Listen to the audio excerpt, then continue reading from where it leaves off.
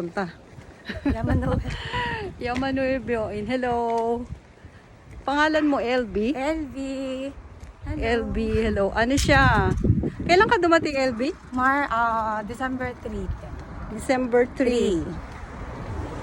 Grabe sama sa sakit. So ilang buwan ka na ngayon? February na ngayon. Ay, March na ngayon eh. 2 months. 2 months. Ang ganda niya, oh. 3 pala kami kahapon. Medyo malamig konti. Hindi pa sanay. Saan tayo pupunta? Ito tayong video in Yamanue. Yamanue.